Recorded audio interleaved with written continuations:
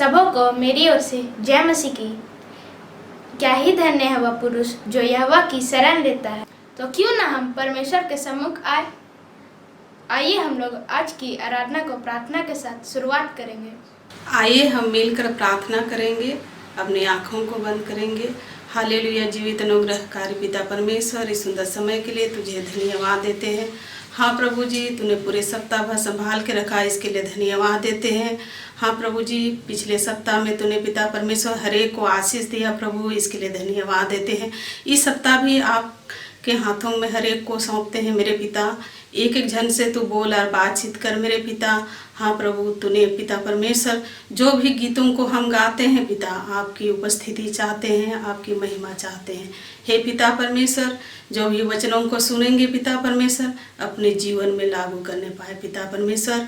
आपकी महिमा चाहते हैं, आपकी उपस्थिति चाहते हैं पिता। यह प्रार्थना तेरे बेटे उद्धारकर्ता प्रभु यीशु मसीह के नाम से मांगते हैं, सुन दया से ग्रहण कर, आमीन।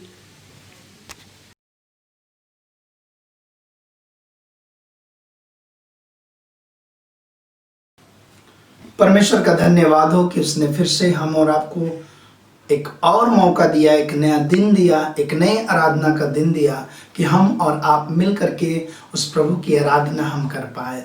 और सच बात है कि आज पूरी दुनिया परेशान है अपनी ज़िंदगी को लेकर के, लेकिन हमारा प्रभु यीशु मसीह हमको और आपको एक बहुत ही बड़े पर्पस से, एक उद्देश्य से हमको और आपको इस पृथ्वी पर रखा है। और इस आराधना को हम गीतों के द्वारा आरंभ करेंगे। और आज का जो गीत हम आरंभ करेंगे कहता है, मेरे जीवन का मकसद तू है, मेरे जीने का कारण तू है, मैं जीऊं या मरूं वो तेरे लिए है। आइए हम इस गीत को गाएं और हम उस प्रभु की आराधना करेंगे, उसके मकसद को अपने जीवन के द्वारा हम और आप पूरा करेंगे।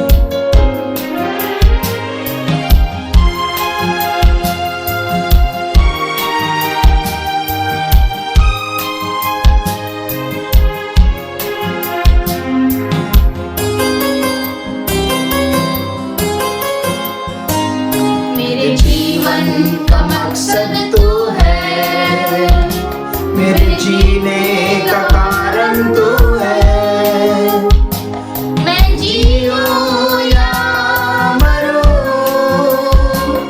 वो तेरे लिए है, तू मेरा प्रभु।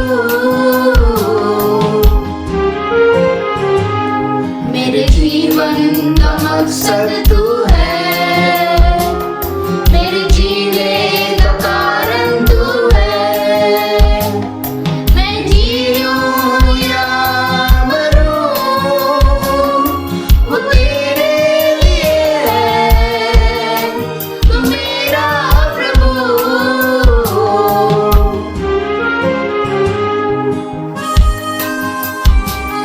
पिछला सब भूलकर मैं आगे दौड़ा चलूं, जो मेरे लिए धन था जिसको मैंने त्याग दूं।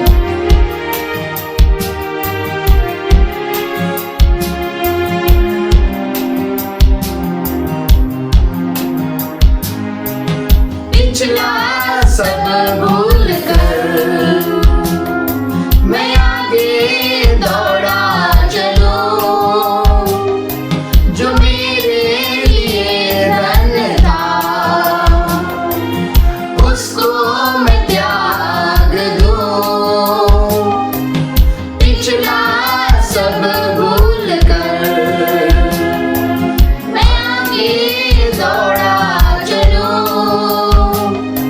जो मेरे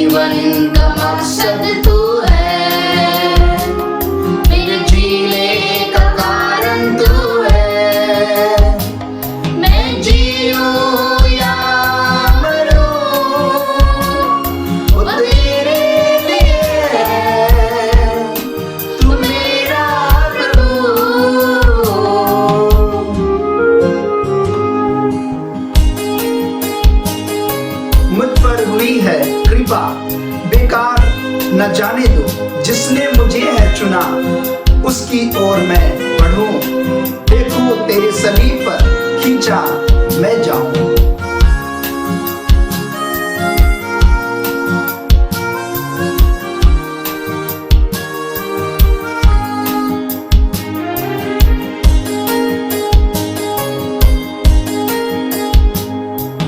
मुझ पर हुई है कृपा, बेकार न जाने दो, जिसने मुझे है चुना, उसकी ओर मैं बढ़ूं। मुझ पर हुई है कृपा, बेकार न जाने दो, जिसने मुझे है चुना, उसकी ओर मैं बढ़ूं। देखो तेरी सलीब पर खींचा मैं जाऊं। देखो तेरी सलीब पर खींचा मैं जाऊं। मैं जीऊं या मरूं, वो तेरे लिए है, तू मेरा प्रभु। मेरे जीवन का मकसद तू है, मेरे जीने का कारण तू है। मैं जीऊं या मरूं, वो तेरे लिए है, तू मेरा प्रभु। मेरे जीवन का मकसद तू है, मेरे जीने का कारण तू है। मैं जीऊं या मरूं, वो तेरे लिए है, तू मेरा प्रभु।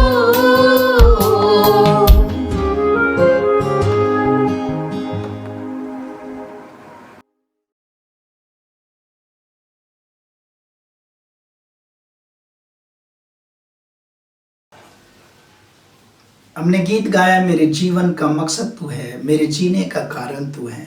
मैं जीऊं या मरूं वो तेरे लिए। सच बात है कि हम और आपको प्रभु इसी पर्पज से चुना है कि हम प्रभु के लिए जिए और प्रभु के लिए हम मरे और प्रभु के साथ चले जब तक हम जीवित हैं। और इसलिए हम आइए इस वक्त आराधना में आगे बढ़ेंगे और एक समय है जब हम आराधना के दूसरे भाग में जाते हैं, वो है परमेश्वर को भेंट चढ़ाना। आप अपने स्थानों पर परमेश्वर के महिमा के लिए भेंट को चढ़ाएं और प्रभु को हम भेंट चढ़ाएंगे। देने के द्वारा इस गीत को गाएंगे और उसकी आराधना करेंगे। एक वो दिन उड़ी चली जाबो दैया है रिहाय।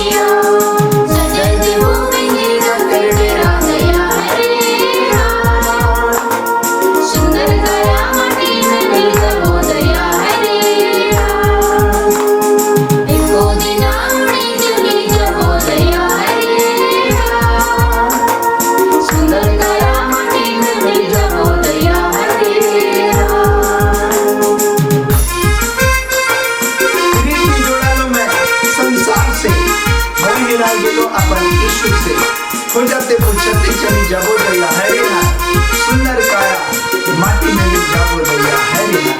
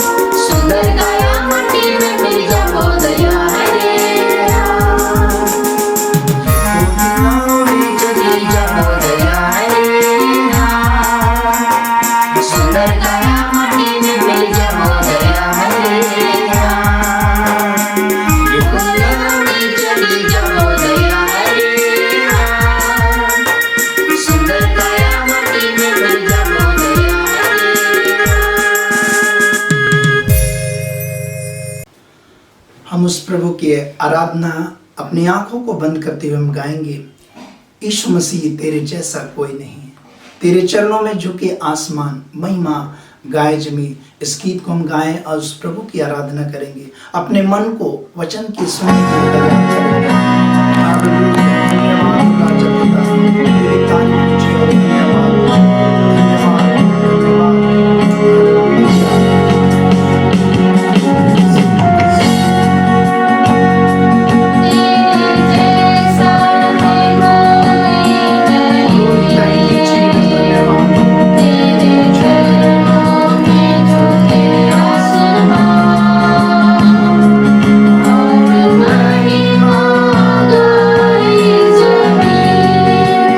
Yeah.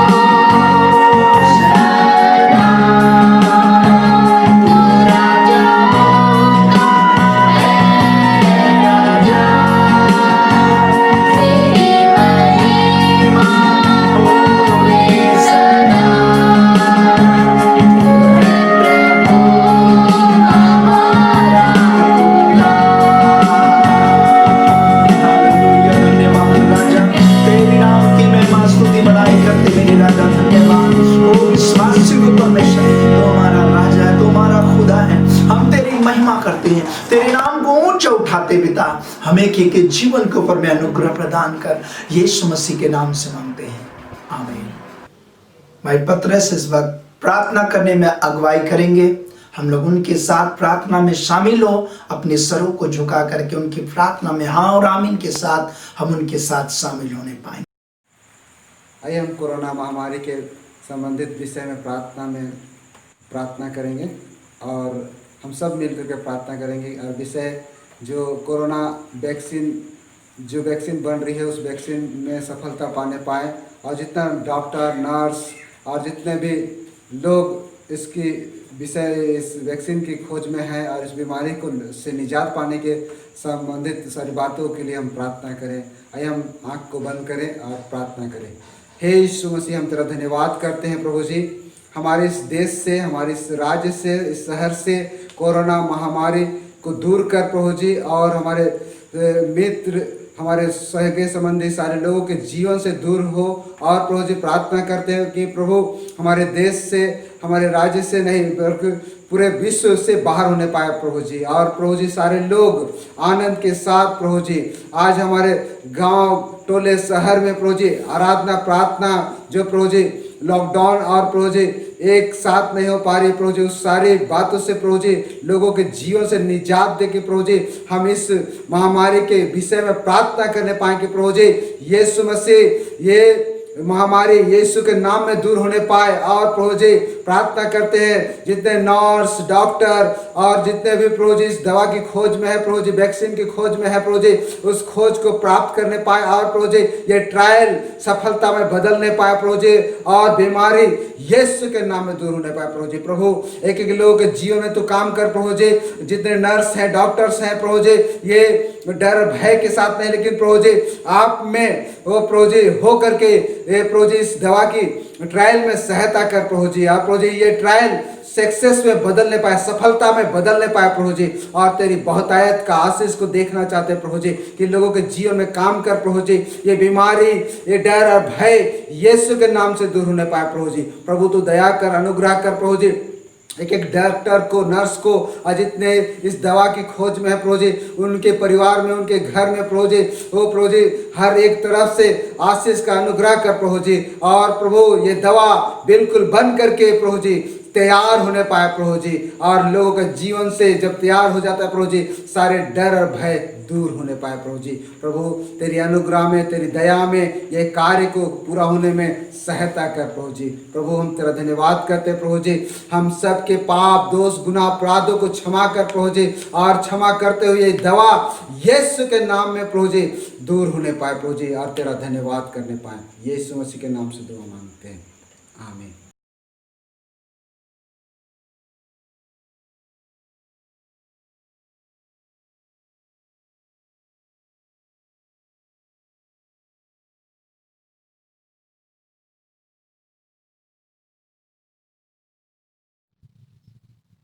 मेरी ओर से सबों को जय मसीह की।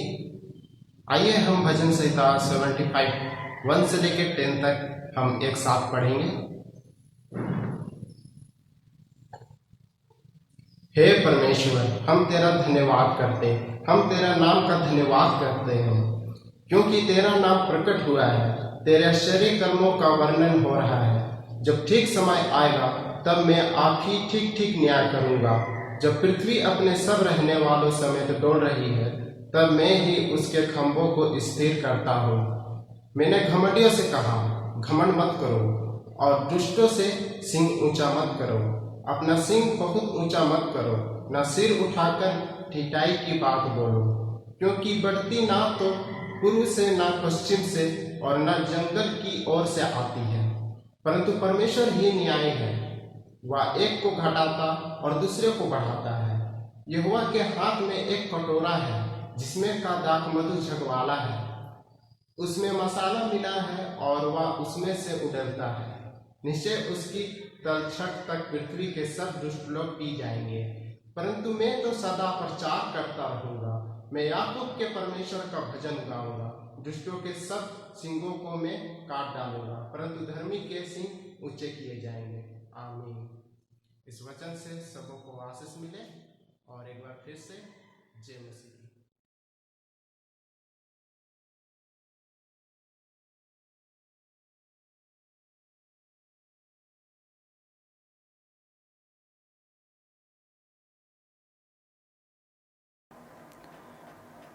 परमेश्वर का धन्यवाद हो कि उसने हमें फिर से एक जय के दिन में हमें मौका दिया कि हम और आप उसकी स्तुति आराधना कर पाए। और आप हमारे साथ आज फिर से जुड़े हैं कि हम और आप उस प्रभु के करीब और आ जाएं और उसके नाम की महिमा करें। और आइए हम उन भाइयों को भी धन्यवाद देते हैं, भाई अनिल को जो प्रार्थना वचन को पढ़ने में अगुवाई किए। हम धन्यवाद देते हैं भाई पतरस को जो प्रार्थना करने में अगुवाई किए। परमेश्वर आप दोनों को बहुत आयत की आशीष दे और प्रभु आपको इस्तेमाल करे। और आइए आज हम बिना देर किए हुए हम अपने सरों को झुकाए और हम प्रार्थना करेंगे और परमेश्वर के वचन की ओर जाएंगे। प्रेमी पिता, हम तुझे हृदय से धन्यवाद देते कि तू महान है, जिंदा है। हमें मौका दिया कि हम तेरी स्तुति, तेरी आराधना आत्मा सच्चाई से कर सके, तेरे नाम को ऊंचा उठा सके। तू विश्वास योग्य परमेश्वर, तेरा वचन जीवित है, हम एक एक के लिए आशीष का कारण होने पाए। तू बोलो, बातचीत कर पिता। हाँ प्रभु, जो सुनते हैं, जो पिता तेरे वचन को अध्ययन करते हैं, तेरे वचन को अपने जीवन में लेने जा रहे हैं प्रभु, जिनके जीवन में जो जरूरत है प्रभु यीशु के नाम से आज के वचन से तो बोलो, बातचीत कर, तू अगुवाई कर। यीशु मसीह के नाम से मांगते हैं, आमीन। आज का मैसेज जो मैं आपके सामने रखने जा रहा हूँ उसका टॉपिक है प्रेयर, प्रार्थना।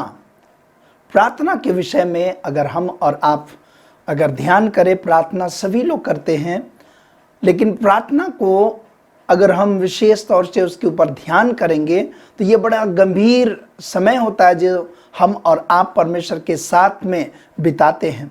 और इसके लिए प्रार्थना में कई लोगों ने अलग अलग बातों को बतलाया है कि प्रार्थना है क्या। कहता है, किसी ने कहा prayer is talking with God. हम और आप जब प्रार्थना करते हैं, हम परमेश्वर से वार्तालाप करते हैं, उससे बातचीत करते हैं, उसके साथ हम और आप अपने व्यू को परमेश्वर के पास में रखते हैं, उसकी सुनते हैं, और यह है प्रार्थना। दूसरा, किसी ने कहा prayer is fellowship with God. हम और आप परमेश्वर के साथ जब प्रार्थना करते हैं, हम उसके साथ एक संगति को रखते हैं।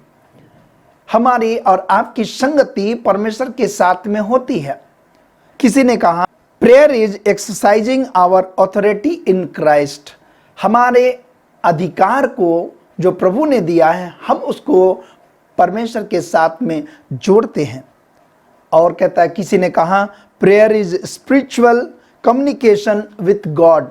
हमारा और आपका परमेश्वर के साथ में एक आत्मिक संचार कहा जाए या मध्यस्थ कहा जाए, हमारा और आपका होता है। और इस प्रकार से प्रार्थना हमारे और आपके जीवन में परमेश्वर के साथ में अलग अलग लोगों का अलग अलग व्यू से लोगों ने अलग अलग बातों को कहा है, लेकिन सच बात है कि जब हम और आप प्रार्थना करते हैं, हम परमेश्वर से जुड़ते हैं, हम परमेश्वर के साथ एक संबंध को स्थापित करते हैं, हम परमेश्वर के करीब आ जाते हैं। और इसलिए बाइबल में भी हम और आप इस बात के ऊपर में पाते हैं कि कई तरह से हम और आपके जीवन में प्रार्थना को हम पाते हैं। कहता हाउ टू प्रे, हमें पर कैसा प्रार्थना करना चाहिए। जब सब बातों को हम जानते हैं तो हमें अपने जीवन में प्रार्थना कैसे करना चाहिए। प्रार्थना के विषय में मैं 5 प्रकार की बातों को आज मैं आपके सामने रखना चाहूँगा कि प्रार्थना हमें किस प्रकार से करना चाहिए। How to pray. पहला है कन्फेसिंग प्रेयर।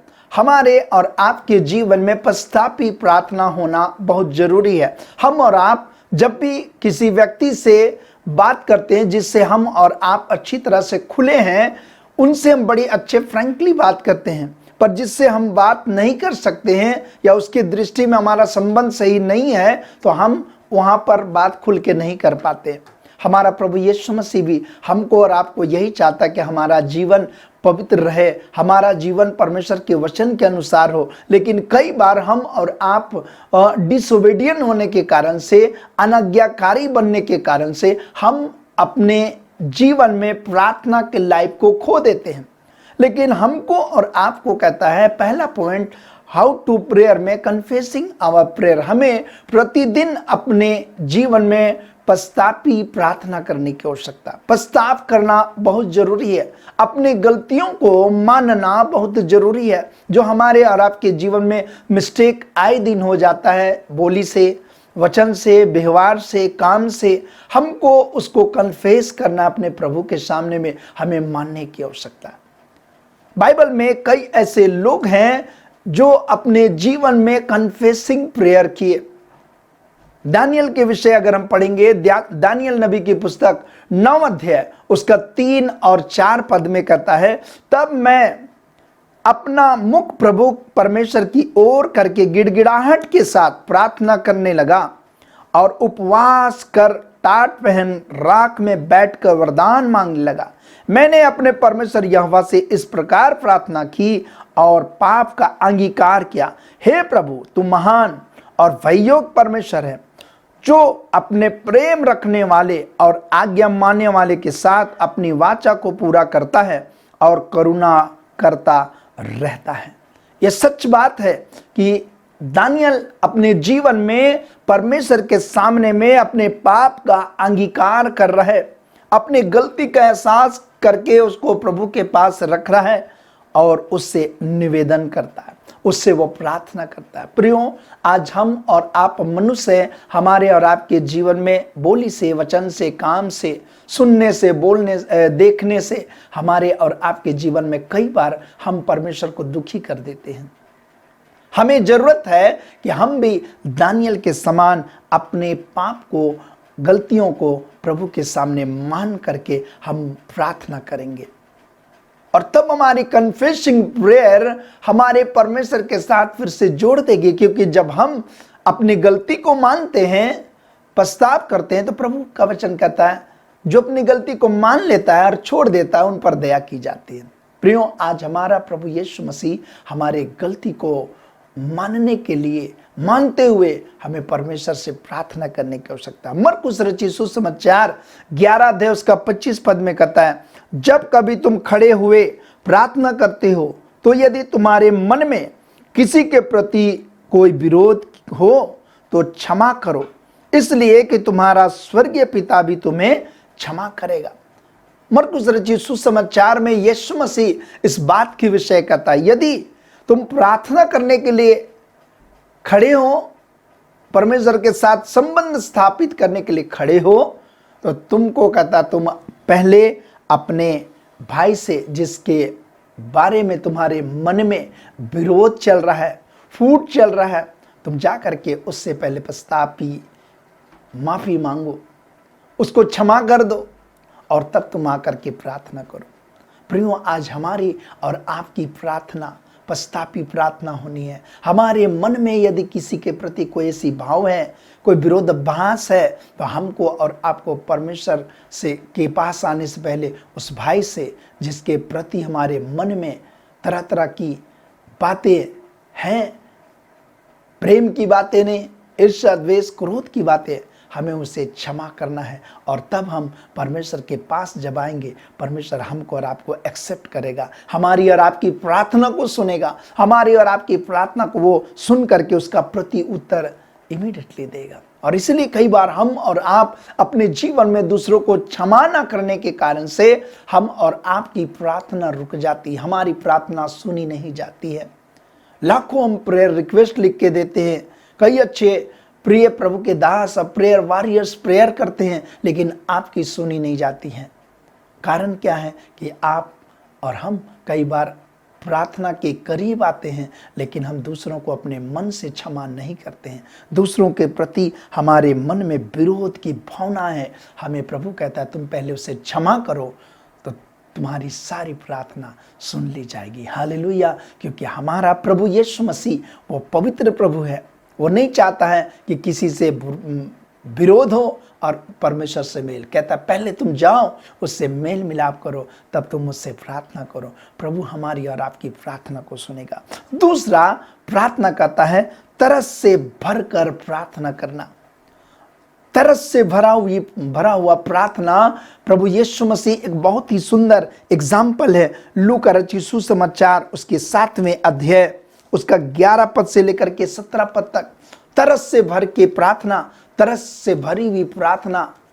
यीशु मसीह जब इस पृथ्वी पर था वो भी एक भीड़ को देख करके तरस से भर गया, लेकिन यहाँ पर एक ऐसी भीड़ है जिसको देख करके यीशु अपने तरस को अपने में रख ना पाया, वो आगे बढ़ गया। लूका रचित सुसमाचार 7 अध्याय 11 से 17 पद तक लिखा है, थोड़े दिन के बाद वह नाइन नाम के एक नगर में गया और उसके चेले बड़ी भीड़ उसके साथ जा रही थी। जब वह नगर के फाटक के पास पहुंचा तो देखो लोग एक मुर्दे को बाहर लिए जा रहे थे, जो अपनी मां का इकलौता पुत्र था और वह विधवा थी, और नगर के बहुत से लोग उसके साथ थे। उसे देखकर प्रभु को तरस आया और उससे कहा, मत रो। तब उसने पास आकर अर्थी को छुआ और उठाने वाले ठहर गए। तब उसने कहा, हे जवान, मैं तुझसे कहता हूं, उठ। तब वह मुर्दा उठ बैठा और बोलने लगा। उसने उसे उसकी मां को सौंप दिया।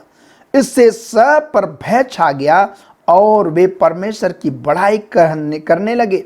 हमारे बीच में एक बड़ा भविष्यवक्ता उठा है और परमेश्वर ने अपने लोगों पर कृपा दृष्टि की है, और उसके विषय में वह बात सारे यहूदिया और आसपास के देश में फैल गई।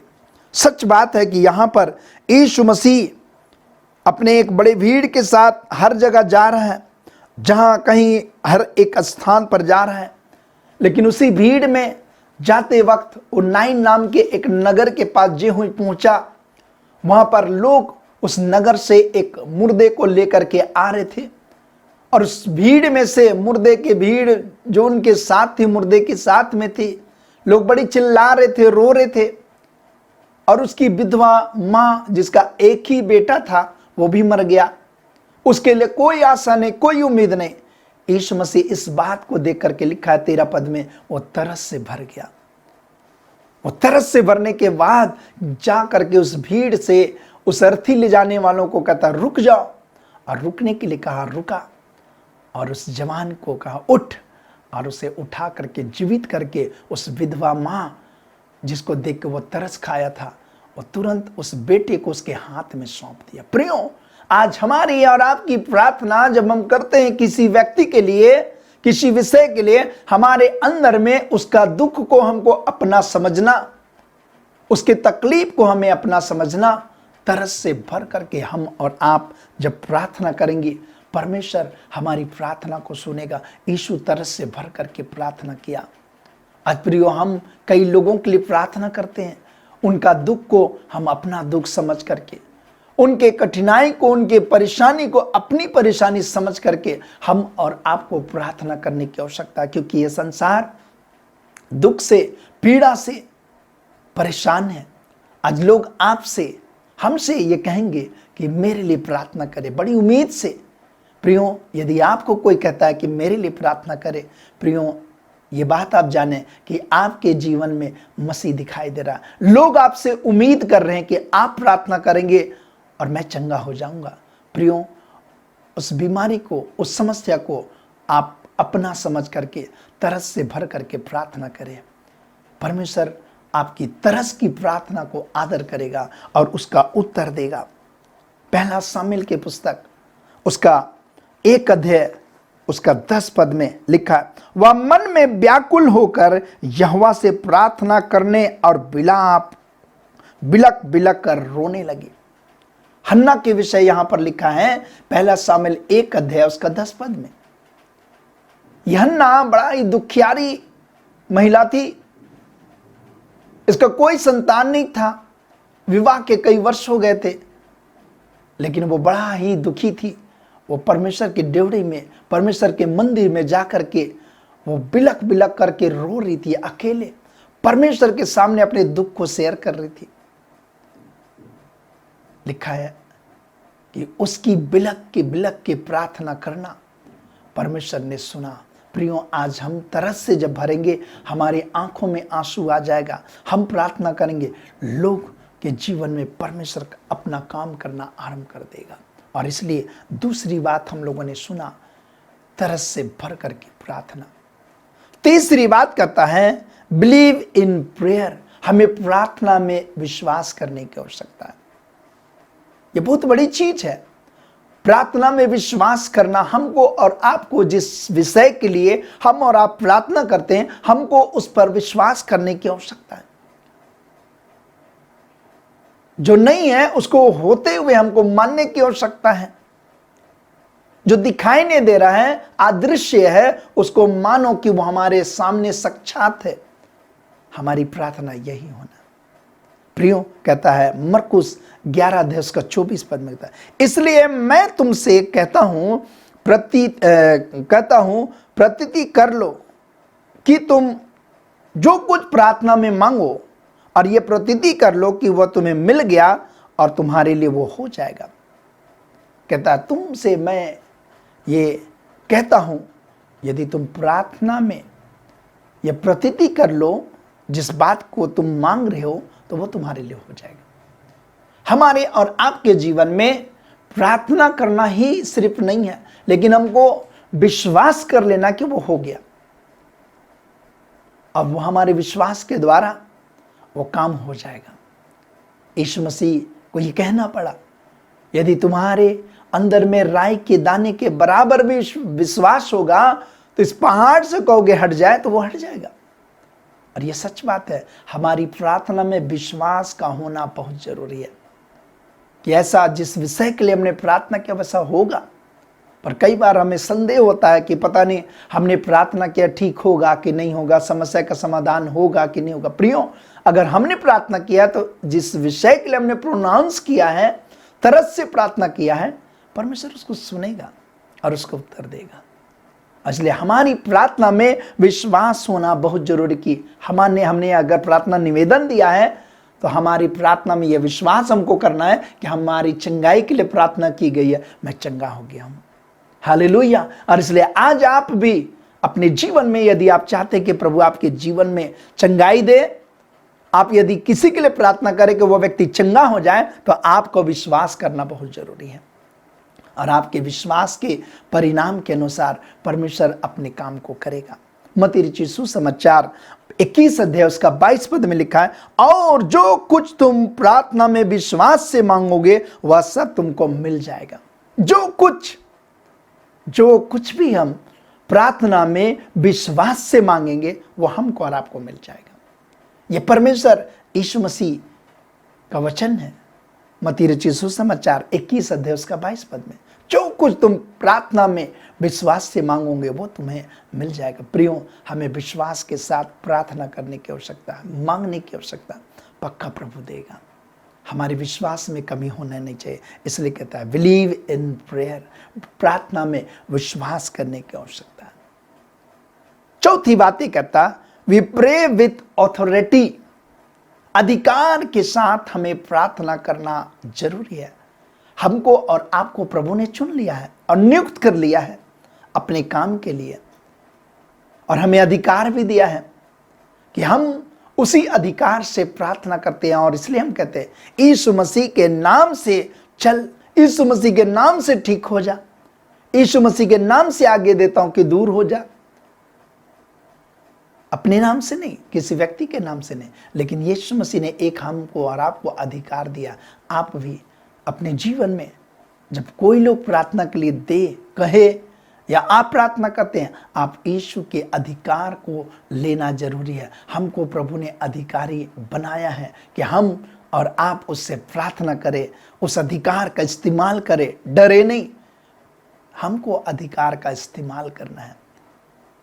जिस प्रकार हम और आप जिस घर में जन्म लेते हैं, उस घर का सारे वस्तुओं का अधिकारी हम और आप बन जाते हैं।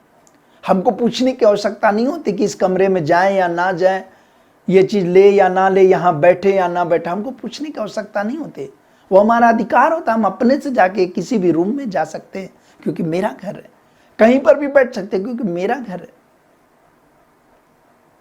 और इसलिए हमको और आपके, हम और आप जो प्रभु के हैं, हमको प्रभु भी अधिकार दिया। और इसलिए कहता वी प्रे विथ ऑथोरिटी, हमको बड़ी अधिकार के साथ प्रार्थना करना है कि हमारे पिता से हम प्रार्थना करेंगे और उसके नाम से प्रार्थना करेंगे, और वो हमारा जो अधिकार है वो अधिकार का हम और आप इस्तेमाल जब पूरे अथॉरिटी के साथ में, अधिकार के साथ में करेंगे, तो वो सारी समस्या, वो सारी परेशानी दूर होगी। हालेलुया। मरकुस रचित सुसमाचार उसका 3 अध्याय 14 और 15 पद में, मरकुस 3 अध्याय उसका 14 और 15 पद में ले, तब उसने 12 पुरुषों को नियुक्त किया कि वे उसके साथ साथ रहे और वह उन्हें भेजे कि प्रचार करे और दुष्टात्माओं को निकालने का अधिकार रखे। यीशु मसीह ने अपने 12 चेलों को बुलाया, उस भीड़ में से चुना और उनको वो अधिकार दिया कि वे दुष्ट आत्माओं को निकाले, उनको ये अधिकार दिया कि बीमारियों को चंगा करे। प्रियो, आज आपको और हमको भी प्रभु ने ये अधिकार दिया है, हम और आप उस अधिकार का इस्तेमाल करें। हम ना कहें कि हमसे नहीं होगा, आपसे होगा। आप प्रार्थना करें, आपसे होगा। आप जिस भी समस्या में, जिस भी कठिनाइयां में, जिस भी परिस्थिति में आप अधिकार के साथ प्रार्थना करें और परमेश्वर आपके अधिकार के प्रार्थना का आदर करेगा। वो जानेगा कि सच में ये हमको अपना मानता है, ये हमारा अपना घर का है, इसलिए बड़ा अधिकार के साथ इसने प्रार्थना किया है, इसकी सुनी जाएगी। परमेश्वर वो काम करेगा, सुनाएगा। प्रेरितों के काम 3 अध्याय 6 पद से लेकर के 8 पद में भी, प्रेरितों के काम 3 अध्याय 6 पद से 8 पद, देखिए यहाँ पर एक प्रैक्टिकल कैसे लोगों ने यीशु के नाम का अधिकार को विजय में बदल दिया, अपने जीवन में पूरा होते देखा। उस अधिकार का इस्तेमाल करना हम और आप देखेंगे। प्रेरितों के काम 3 अध्याय 6 पद से लेकर के 8 पद तक। तब पतरस ने कहा, चांदी और सोना तो मेरे पास नहीं, परंतु जो मेरे पास है वह तुझे देता हूं। यीशु मसीह नासरी के नाम से चल फिर। और उसने उसका दाहिना हाथ पकड़ के उसे उठाया और तुरंत उसके पांव और टखनों में बल आ गया। वह उछल कर खड़ा हो गया और चलने फिरने लगा और चलता और कूदता और परमेश्वर की स्तुति करता हुआ उसके साथ मंदिर में गया। ये एक अधिकार का इस्तेमाल। पतरस और यूहन्ना परमेश्वर के भवन में तीसरे पहर में प्रार्थना करने के लिए जा रहे हैं, और इस समय में एक जन्म के लंगड़ा व्यक्ति जो प्रतिदिन दूसरों के सहारे मंदिर के फाटक पर छोड़ा जाता था, ले जाया जाता था, उसने भीख मांगा। वो प्रतिदिन बैठता था, लोग प्रतिदिन उसको भेंट देते, उसको दान, उसको भीख देते थे। पतरस और यूहन्ना भी मंदिर में तीसरे पहर प्रार्थना करने जा रहे हैं। जन्म के लंगड़ा उनसे भी उम्मीद करते हुए प्रार्थना किया और मांगा, हमें कुछ दे दो। वे कहते हैं, मेरे पास सोना चांदी बहुमूल्य वस्तु कुछ भी नहीं है, लेकिन जो मेरे पास है मैं तुझे देता हूं। उनके पास क्या था? सिर्फ अधिकार, यीशु मसीह के नाम का अधिकार था। और उसने कहा, उसके दाहिने हाथ पकड़ के कहा, यीशु नासरी के नाम से उठ और चल फिर। और वो इमीडिएटली उसके लिखा है टखनों में, घुटनों में बल आ गया, ताकत आ गया, सामर्थ आ गया। वो व्यक्ति लिखा है वो उछल कर खड़ा हो गया, कूदने फांदने लग गया। वह अधिकार का इस्तेमाल यूहन्ना और पतरस ने किया। मेरे पास सोना चांदी कुछ नहीं, लेकिन जो मेरे पास है, क्या उसके पास था? यीशु का अधिकार। उसने कहा उठ, उसके दाहिने हाथ पकड़ा, यीशु नासरी के नाम से उठ और चल फिर। तुरंत वो व्यक्ति चलने लगा। प्रियो, आप भी अपने जीवन में, अपने घर में, अपने स्थान पर, जहां से भी आप इस मैसेज को सुन रहे हैं, आप अधिकार के साथ प्रार्थना करें। प्रभु ने आपको अधिकार दे दिया है, प्रभु के साथ आप चलते हैं, प्रभु के संतान आप हैं। आप अधिकार के साथ प्रार्थना करें कि प्रभु, ये समस्या, ये बीमारी, ये कठिनाई, ये तूफान हमारे घर में, हमारे परिवार, हमारे जीवन में, हमारे लाइफ में है, जिससे मैं आगे बढ़ नहीं पा रहा हूं, हम जो प्लान किए वो कर नहीं पा रहा हूं, बड़ा निराश हूं। आप उस अधिकार को इस्तेमाल करें, क्योंकि प्रभु तो आपको अधिकार दिया है। और आप कहें, यीशु नासरी के नाम से यह समस्या, ये परिस्थिति, ये कठिनाइयां, ये तकलीफ, ये हमारा भविष्य को बिगाड़ने वाली ताकत यीशु नासरी के नाम से दूर हो जाए। ये आपकी प्रार्थना, अधिकार की प्रार्थना प्रभु ग्रहण करेगा और आपके जीवन में छुटकारा को देगा। और इसलिए हमको और आपको अपने अधिकार को भूलना नहीं है। हम उसके संतान हैं। शैतान तो हमेशा हमारे अधिकार से हमको निराश करना चाहेगा, आपको हमेशा समस्या की ओर ले जाना चाहेगा, हमेशा आपको चिंता परेशानी में डाल करके आपको डिस्करेज करना चाहेगा, नेगेटिव भविष्य दिखलाएगा। लेकिन याद करें, हमारा प्रभु कहता है कि यीशु के उस अधिकार को हम लेकर के कहें, यीशु नासरी के नाम से ये समस्या, ऐ परेशानी, ऐ बीमारी, ऐ चिंता दूर हो जाए। और देखिए परमेश्वर उस कार्य को आपके जीवन में करेगा और आप एक अद्भुत गवाही को देंगे। और इसलिए पांचवी और आखिरी पॉइंट कहता है, वी प्रे विथ फास्टिंग। हमको और आपको उपवास के साथ प्रार्थना करना है। कई बार हमारे और आपके जीवन में हमको और आपको प्रार्थना करते हैं, लेकिन हमको कई बार उपवास के साथ भी प्रार्थना करने की आवश्यकता है। हमारे और आपके जीवन में उपवास की प्रार्थना बड़ा पावरफुल प्रार्थना है। हम और आप उपवास के साथ प्रार्थना करेंगे। योएल नबी की पुस्तक 2 अध्याय उसका 15 पद में परमेश्वर ने इस बात को योएल नबी के द्वारा कहलाया, सियोन में नरसिंगा फूंको, उपवास का दिन ठहराओ, महासभा का प्रचार करो। ये नबी जो भविष्यवक्ता है योएल नबी, उसके द्वारा परमेश्वर ने कहा सियोन में नरसिंगा फूंको, मतलब लोगों को जागृत करो और लोगों को उपवास का दिन ठहराओ, महासभा का प्रचार करो, लोगों को तैयार करो महासभा के लिए, लोगों को तैयार करो उपवास के साथ प्रार्थना करने के लिए, लोगों को जागृत करो कि वे उपवास के साथ प्रार्थना करें। प्रियो, ऐसे महामारी के समय में हमको और आपको भी चाहिए कि हम उपवास के साथ प्रार्थना करें। यह कोरोना वायरस हमारे ना सिर्फ शहर में, ना हमारे पड़ोस में, ना हमारे सिर्फ देश में, लेकिन विश्व में फैला हुआ है। हमको और आपको प्रार्थना करने की आवश्यकता है उपवास के साथ में, और हमारी उपवास की प्रार्थना को परमेश्वर सुनेगा और इस महामारी से विजय दिलाएगा। और इसलिए हमको और आपको चाहिए इन वचनों को हम आदर दे, हम उपवास के साथ प्रार्थना करें। मत्ती रचित सुसमाचार 6 अध्याय उसका 17 पद में यीशु मसीह ने कहा, परंतु जब तू उपवास करे तो अपने सिर पर तेल मल और मुंह धो ले। मतलब हमको उपवास करने के टाइम भी जरूरी है। यीशु मसीह ने कहा कि तुम उपवास करें, बड़ा आनंद के साथ उपवास कर, खुशी के साथ उपवास कर, दुखी ना हो लेकिन आनंदित हो और प्रार्थना कर। हमको और आपको उपवास के करने के लिए यीशु मसीह भी प्रोत्साहित करता है, योएल नबी भी प्रोत्साहित किया, यीशु मसीह भी इस बात को कहता है कि हमको उपवास करने की आवश्यकता है। मत्ती रचित सुसमाचार 17 अध्याय 21 पद कहता है, पर यह जाति बिना प्रार्थना और उपवास के नहीं निकलती। यह उस समय की घटना है जब कई लोग यीशु के चेले के पास में एक दुष्टात्मा ग्रसित व्यक्ति को लाए और कहे इसके लिए प्रार्थना कर, इसमें दुष्टात्मा है। जब यीशु के चेले प्रार्थना के दुष्टात्मा नहीं निकला तो वे यीशु के पास लेकर के आए।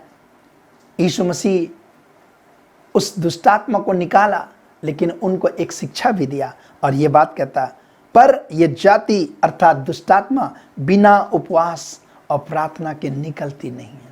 हमारे और आपके जीवन में कई बार ऐसे कठिन समस्या, तकलीफ लंबे समय से हमारे जीवन में घर करके रहती है, वो निकलता नहीं, हमको निराश कर देता, हम गलत कदम उठाने लग जाते हैं, हम गलत संगति करने लग जाते हैं कि हमारे समस्या का समाधान नहीं हो रहा, हमारा भविष्य खराब हो रहा है, हम गलत फिर संगति में चले जाते हैं। लेकिन प्रियो याद करें, वो समाधान नहीं है, वो हमें नष्ट कर देगा, वो हमारे जीवन को खत्म कर देगा।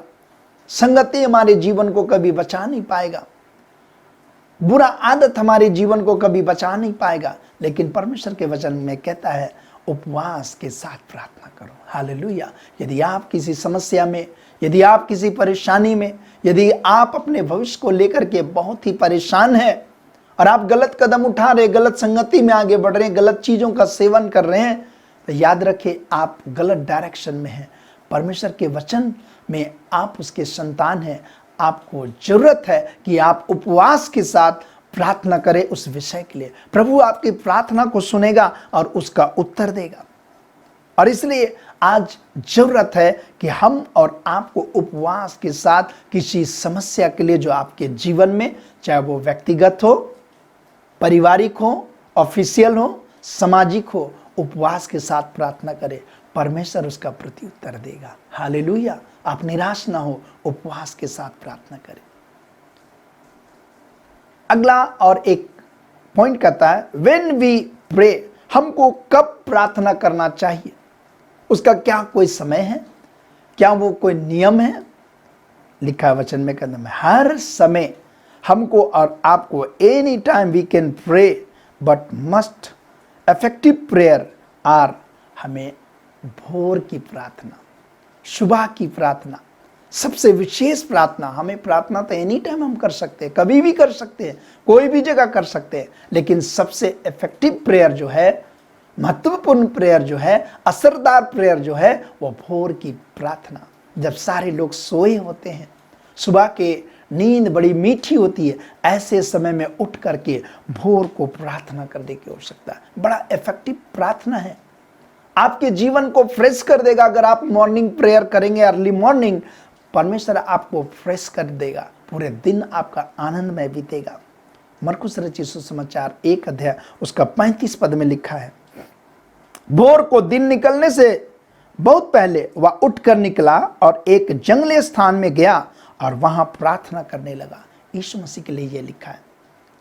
वो अपने दिन भर के काम करके विश्राम करने के बाद अति भोर सुबह उठ करके, अर्ली इन द मॉर्निंग उठ करके अकेले वो जंगल में प्रार्थना करने के लिए जाता था। सुबह की प्रार्थना बड़ा इफेक्टिव प्रार्थना है। आप भी अपने जीवन में सुबह की प्राथमिक प्रार्थना को स्थान दे।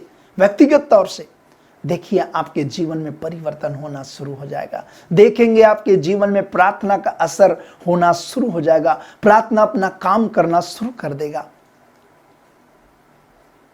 दूसरी बात कहता है, रात की प्रार्थना, पूरी रात की प्रार्थना। रात सोने के लिए, लेकिन अगर आप कभी रात में जग करके प्रार्थना करते हैं तो कहता वो भी बड़ा असरदार प्रार्थना है। लूका रचित सुसमाचार 21 अध्याय उसका 37 पद में लिखा है, वह रात को बाहर जाकर जैतून नामक पहाड़ पर रहा करता था और भोर को तड़के सब लोग उसकी सुनने के लिए मंदिर के उसके पास आया करते थे। रात में वो प्रार्थना करता था। कई बार यीशु मसीह पूरी रात प्रार्थना किया, जग करके पूरी रात प्रार्थना में समय बिताया, और जिसके कारण से प्रभु यीशु मसीह अद्भुत काम को कर पाता था। प्रियो, आज पूरी रात की प्रार्थना करने की आवश्यकता है, जग करके प्रार्थना करने की आवश्यकता है।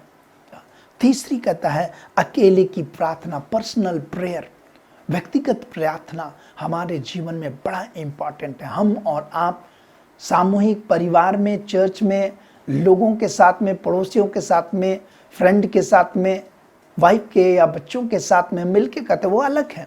लेकिन पर्सनल प्रेयर हमको और आपको परमेश्वर के साथ करना बड़ा इंपॉर्टेंट है। यीशु मसीह भी, अगर उसके विषय पढ़ेंगे, मत्ती रचित सुसमाचार 26 अध्याय उसका 36 पद में लिखा है, तब यीशु अपने चेलों के साथ गतसमनी नामक स्थान में आया और अपने चेलों से कहने लगा, यहीं बैठा रहना जब तक मैं वहां जाकर प्रार्थना करूं। वो अपने चेलों के साथ गतसमनी बारी में प्रार्थना करने के लिए यीशु गया, लेकिन वो अपने चेलों को एक जगह छोड़ दिया और वो कुछ दूर चला गया अकेले प्रार्थना करने के लिए। वो एक साथ प्रार्थना नहीं किया, वो अकेले प्रार्थना किया। समस्या उसके पास में बहुत ही बड़ा था। यीशु के पास में कुछ घंटों के बाद में क्रूस में चढ़ाए जाने के लिए वो पकड़ाया जाने वाला था, लेकिन ऐसे परिस्थिति में वो अकेले प्रार्थना में समय बिताया। प्रियो, आप भी यदि निराश हैं, आप भी किसी कठिन समस्या में हैं, आप किसी चिंता से दबे हैं, आप व्यक्तिगत प्रार्थना को मजबूत करें, भोर की प्रार्थना को जगा दे, संभव हो तो रात्रि प्रार्थना को भी अपने जीवन में जगा दे। प्रभु आपके जीवन में काम करेगा, प्रभु आपकी सहायता करेगा, परमेश्वर आपकी समस्या का समाधान करेगा। प्रभु आपके उस बीमारी को, जिसको आप सोचते हैं कि पता नहीं होगा या नहीं होगा ठीक, लेकिन प्रभु उसको ठीक करके आपको खड़ा करेगा। हालेलुया। आइए अपनी आंख बंद करके हम प्रार्थना करेंगे। धन्यवाद राजा, थैंक यू जीसस, धन्यवाद हो मेरे प्रेमी पिता परमेश्वर, तेरा नाम ऊंचा होने पाए। पवित्र करने वाला राजा पिता परमेश्वर, आशीष दे, अनुग्रह दे प्रभु।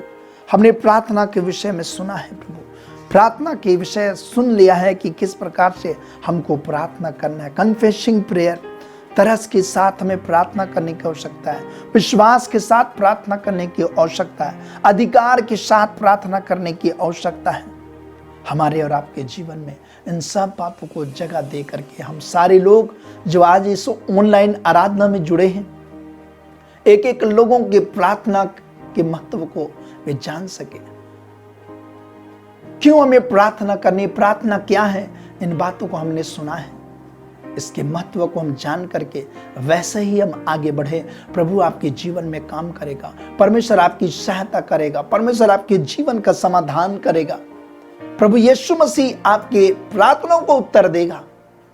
जरूरी है कि हम भोर की प्रार्थना करें, जरूरी है कि हम रात्रि प्रार्थना करें, जरूरी है कि हम पर्सनल प्रेयर, व्यक्तिगत प्रार्थना करें, अकेले की प्रार्थना को स्थान दें। अधिकार के साथ प्रार्थना करें, विश्वास के साथ प्रार्थना करें, तरस से भरकर के प्रार्थना करें। परमेश्वर अपने काम को करेगा। हालेलुया। प्रभु तो दया कर। हम प्रार्थना करते हैं हमारे प्रिय भाई बहनों के लिए जो पिता आज के इस संदेश को सुने हैं।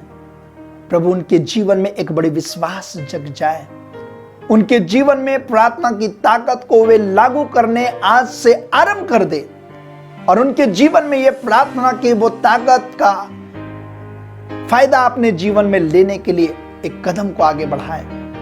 उनके संग्राम, उनकी सहायता मदद कर। यदि कोई बीमार, परेशान, कठिनाइयां में है, प्रभु यीशु के नाम से आज्ञा देते उनके जीवन के ऊपर में अधिकार कर ले। यीशु के लहू के द्वारा हम आज्ञा देते हैं, यीशु के सामर्थ्य नाम में आज्ञा देते हैं। प्रभु उनके जीवन के ऊपर में तेरा अधिकार होने पाए। तूने चुना है कि हर एक लोग बचाए जाए, नाश ना हो। तो नहीं चाहता कि तेरे लोग जिसको तूने अपने स्वरूप में रचा है वे परेशान, कठिनाइयां, तकलीफ और समस्या में दबे रहें। लेकिन प्रभु तो उनके जीवन के विश्वास के कदम को बढ़ाने के लिए मदद कर, सहायता कर। तेरा अनुग्रह उनके जीवन में होने पाए। जो अपने भविष्य को लेकर के चिंतित है, उनके भविष्य के साथ यदि कोई धोखा हुआ है, प्रभु यीशु उसको तू ठीक कर, उसके लिए सीधा रास्ता निकाल प्रभु।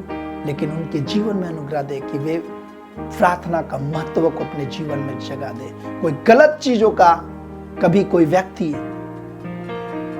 सेवन ना करने पाए, गलत डायरेक्शन में अपने आप को ना मोड़ने पाए। अनुग्रह प्रदान कर, एक एक को आशीष दे यीशु मसीह के नाम से। हम एक एक लोगों के लिए जो आज हमारे साथ जुड़े हैं आशीष दे, उनकी जरूरत के अनुसार उनके जीवन को तो ऊंचा उठा। ऐसे गंभीर और जटिल परिस्थिति में, इस महामारी के दौर में हर एक को तो बचा के रख। तेरी अनुग्रह पाए जाए यीशु मसीह के नाम से मांगते हैं, आमीन। और हमारे प्रभु यीशु ख्रिस्ट का अनुग्रह, ईश्वर पिता का प्रेम, पवित्र आत्मा की सहभागिता हम सबों के संग सदा से बना होती रहे, आमीन। सबको मेरी ओर से जय मसीह की। प्रभु आप सबों को आशीष दे। आने वाले सप्ताह फिर से हम लोग ऑनलाइन में मिलेंगे और उस प्रभु के साथ संगति करेंगे। प्रभु आपको आशीष दे।